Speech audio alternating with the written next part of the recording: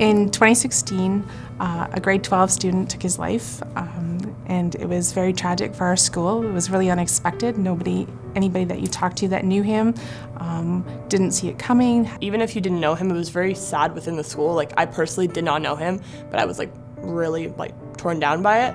And I know a lot of students who did know him, of course, would be as well. So it kind of put a pause on our whole school for a few days. I think that the suicide revealed that our students are suffering and that we needed to find a way to reach them. We take it for granted sometimes that everything is okay. We did a survey in regards to just the health of students, and I think that definitely came out from that tragedy and just showing that at school we're not as close as maybe we should be, and we don't necessarily know how everyone's doing.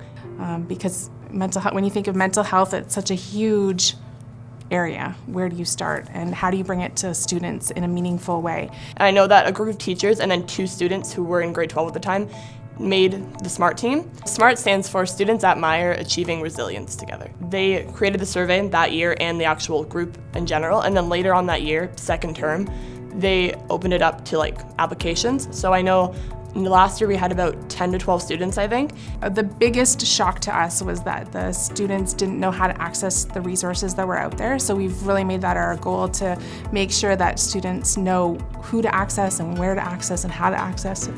So I think it was important for us to get out different ways to show where the social worker is and when the nurse is here and all of those. We did start with a campaign with the nurse, youth worker, and social worker at the time to get their faces out there. They visited MSIPs to let students know who they were. There's posters of the nurse that say when she's available and what she looks like, so you know when she's walking down the hall who she is and that you could talk to her. She got rid of her booking system so that students can just drop in. They don't need an appointment. They can come down anytime. Our social worker, has an online booking system that was a huge implementation last year. It allows students to book in privacy. They don't have to go down to guidance. They don't have to talk to their teachers to say, I need to make an appointment. They don't have to disclose any reason why they're booking with the social worker. A huge aspect of our school is actually the type of language we use within it, and we're actually putting up bulletin boards throughout our school to focus on different aspects that SMART deems to be very important within our school.